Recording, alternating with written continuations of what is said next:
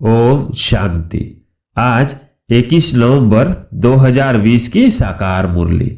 आज बाबा ने कहा, मीठे बच्चे, ये संगम युग सर्वोत्तम बनने का शुभ समय है, क्योंकि इसी समय बाप तुम्हें नर से नारायण बनने की पढ़ाई पढ़ाते हैं।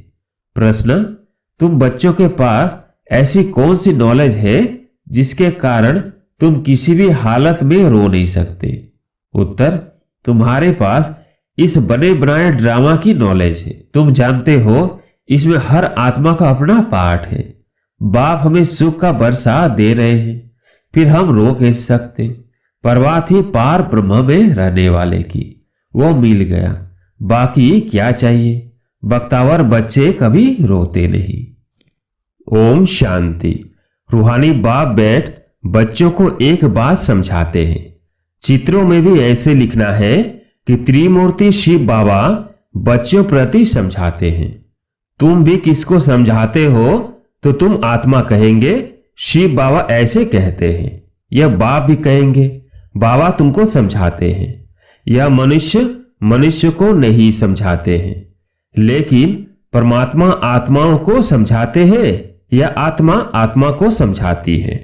ज्ञान सागर तो शिव बाबा ही है और वो है रूहानी बाप। इस समय रूहानी बच्चों को रूहानी बाप से वर्षा मिलता है।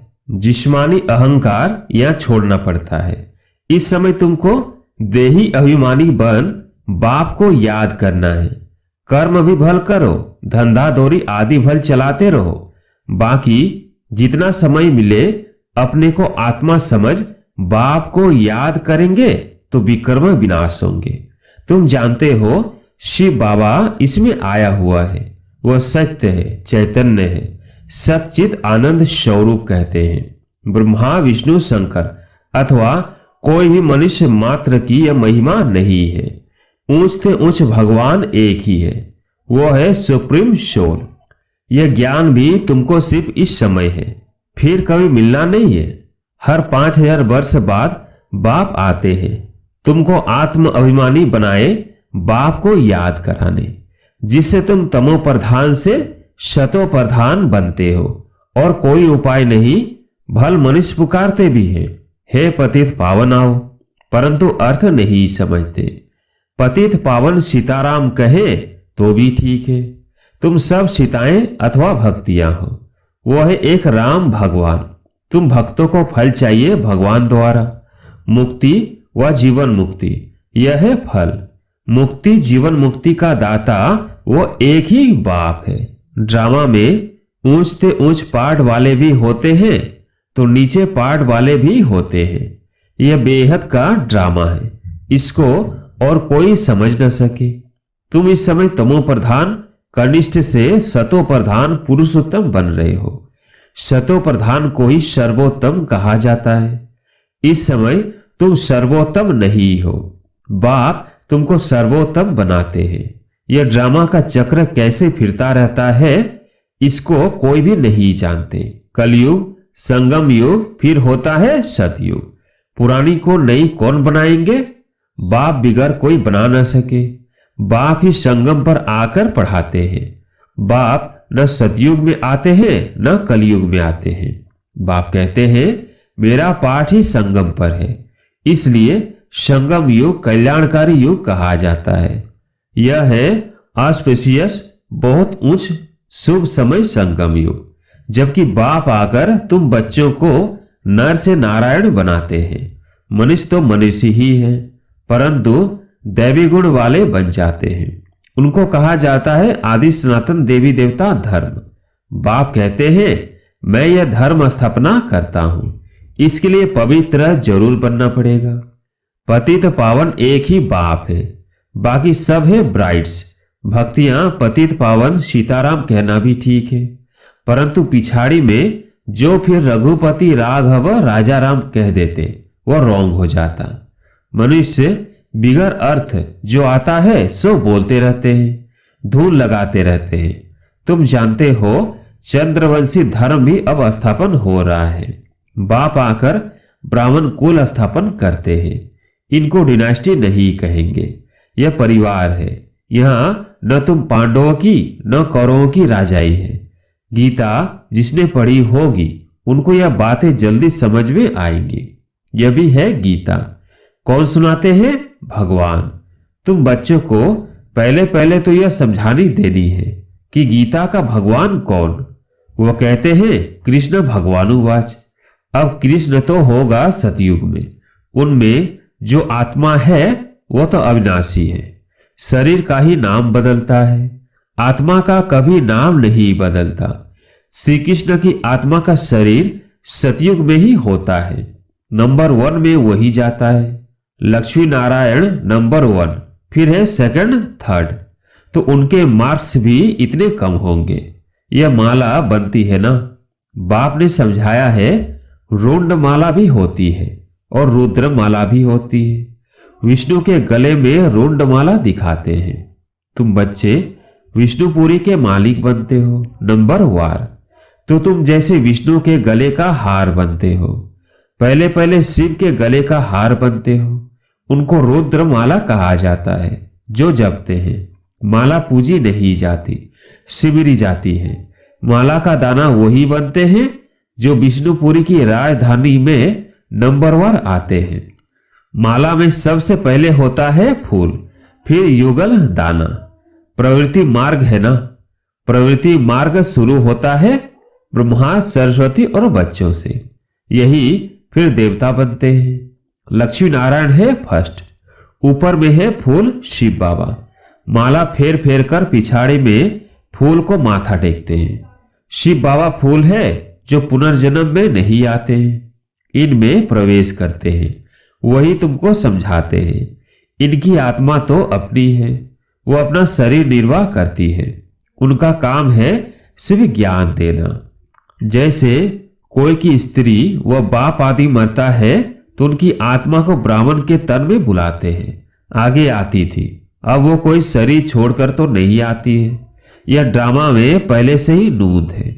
यह सब है भक्ति मार्ग। वो आत्मा तो गई, जाकर दूसरा शरीर लिया।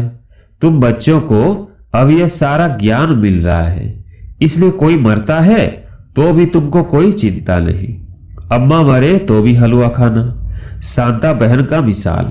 बच्ची ने जाकर उन्हों को समझाया कि तुम रोते क्यों हो। उसने तो जाकर दूसरा शरीर लिया। रोने से लौट थोड़ी आएगी, बख्तावर थोड़ी रोते हैं। तुम्हारा सब का रोना बंद कराए समझाने लगी। ऐसे बहुत बच्चियां जाकर समझाती हैं, अभी रोना बंद करो, झूठे ब्राह्मण भी नहीं खिलाओ। हम सच्चे ब्राह्मणों को ले आते हैं, फिर ज्ञान सुनने लग जाते हैं। समझते हैं यह बात तो ठीक बोलते हैं। ज्ञान सुनते सुनते शांत हो जाते हैं। 7 दिन के लिए कोई भागवत आदि रखते हैं तो भी मनुष्य के दुख दूर नहीं होते। यह बच्चियां तो सबके दुख दूर कर देती है। तुम समझते हो रोने की तो दरकार नहीं, यह तो बना बनाया ड्रामा है। हर एक को अपना पार्ट बजाना है। कोई भी हालत में रोना नहीं चाहिए। बेहद का बाप टीचर गुरु मिला है, जिसके लिए तुम इतना धक्का खाते रहते हो।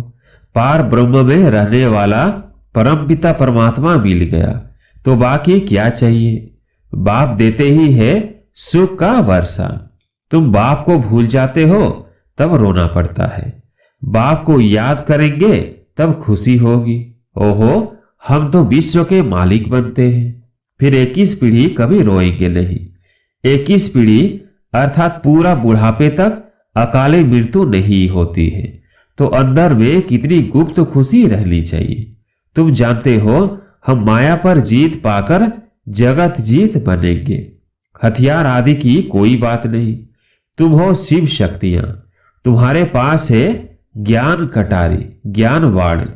उन्होंने फिर भक्ति मार्ग में देवियों को स्थूल बाण खड़ग आदि दे दी है। बाप कहते हैं ज्ञान तलवार से विकारों को जीतना है। बाकी देवियां कोई हिंसक थोड़ी है। यह सब है भक्ति मार्ग। साधु संत आदि है निवृत्ति मार्ग वाले। वह प्रवृत्ति मार्ग को मानते ही नहीं। तुम तो संन्यास करते हो सारी पुरानी दुनिया का, पुराने शरीर का। अब बाप को याद करेंगे तो आत्मा पवित्र हो जाएगी। ज्ञान के संस्कार ले जाएंगे। उस अनुसार नई दुनिया में जन्म लेंगे। अगर यहां भी जन्म लेंगे तो भी कोई अच्छे घर में राजा के पास वो रिलीजियस घर में वह संस्कार ले जाएंगे, सबको प्यारे लगेंगे, कहेंगे ये तो देवी है। कृष्ण की कितनी महिमा गाते हैं, छोटेपन में दिखाते हैं माखन चुराया, मटकी फोड़ी, यह किया, कितने कलंक लगाए हैं। अच्छा, फिर कृष्ण को सांवरा क्यों बनाया है? वहां तो कृष्ण गोरा होगा ना। फिर शरीर बदलता रहता है, नाम भी बदलता रहता है। श्री कृष्ण तो सतयुग का पहला प्रिंस था, उनको क्यों सांवरा बनाया है कभी कोई बता नहीं सकेंगे। वहां सांप आदि होते नहीं जो काला बना दे, या जहर चढ़ जाता है तो काला हो जाता है। वहां तो ऐसी बात हो न सके। तुम अब देवी संप्रदाय बनने वाले हो। इस ब्राह्मण संप्रदाय का किसको भी पता नहीं है। पहले पहले बाप ब्रह्मा द्वारा ब्राह्मणों को अडॉप्ट करते हैं।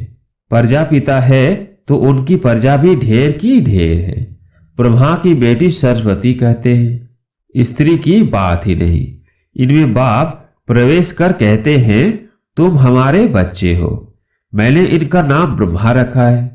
जो भी बच्चे बने सबके नाम बदली किए हैं। तुम बच्चे अभी माया पर जीत पाते हो। इसको कहा ही जाता है हार और जीत का खेल। बाप कितना सस्ता सौदा कराते हैं, फिर भी माया हरा देती है तो भाग जाते हैं। 5 विकारों रूपी माया हराती है। जिनमें 5 विकार है उनको ही आसुरी संप्रदाय कहा जाता है। मंदिर में देवियों के आगे भी जाकर महिमा गाते हैं, आप सर्वगुण संपन्न। बाप तुम बच्चों को समझाते हैं, तुम ही पूज्य देवता थे, फिर 63 जन्म पुजारी बने, अब फिर पूज्य बनते हो। बाप पूज्य बनाते हैं, रावण पुजारी बनाते हैं। यह बातें कोई शास्त्रों में नहीं है। बाप कोई शास्त्र थोड़ी पढ़ा हुआ है, वो तो है ही ज्ञान का सागर। वर्ल्ड ऑलमाइटी ऑथोरिटी है। ऑलमाइटी यानी सर्वशक्तिमान।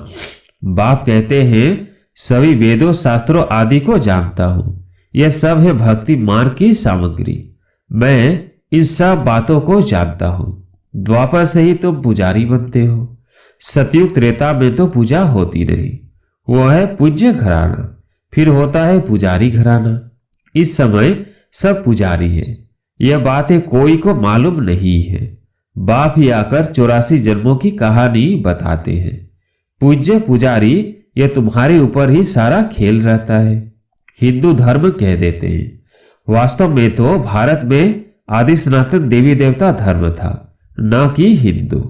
कितनी बातें समझानी पड़ती है।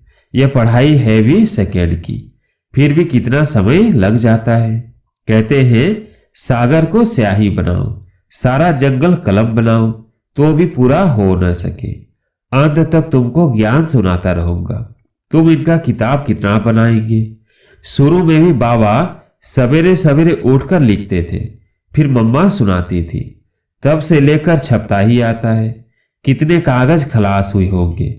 गीता तो एक ही इतनी छोटी है। गीता का लॉकेट भी बनाते हैं। गीता का बहुत प्रभाव है, परंतु गीता ज्ञानदाता को भूल गए हैं। अच्छा, मीठे मीठे सिकिलधे बच्चों प्रति माता पिता बाप दादा का याद प्यार और गुड मॉर्निंग। रूहानी बाप की रूहानी बच्चों को नमस्ते। हम रूहानी बच्चों की रूहानी बाप दादा को याद प्यार गुड मॉर्निंग नमस्ते नमस्ते। धारणा के लिए मुख्य सार। पहला पॉइंट, ज्ञान तलवार से विकारों को जीतना है। ज्ञान के संस्कार भरने हैं। पुरानी दुनिया और पुराने शरीर का संन्यास करना है। दूसरा पॉइंट, भाग्यवान बनने की खुशी में रहना है। किसी भी बात की चिंता नहीं करनी है। कोई शरीर छोड़ देता है तो भी दुख के आंसू नहीं बहाने हैं। आज प्यारे मीठे बाबा का वरदान, ताज और तख्त को सदा कायम रखने वाले निरंतर स्वतः योगी भव। ताज और तख्त को सदा कायम रखने वाले निरंतर स्वतः योगी भव। वर्तमान समय बाप द्वारा सभी बच्चों को ताज और तख्त मिलता है। अभी का यह ताज व तख्त अनेक जन्मों के लिए ताज तख्त प्राप्त कराता है। विश्व कल्याण की जिम्मेवारी का ताज और बाप दादा का दिल तख्त सदा कायम रहे तो निरंतर सतयोगी बन जाएंगे।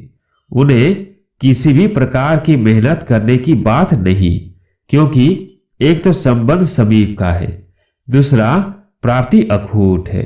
जहां प्राप्त होती है वह स्वतः याद होती है। स्लोगन: प्लेन बुद्धि से प्लेन को प्रैक्टिकल में लाओ तो सफलता समाई हुई है। अच्छा, ओम शांति।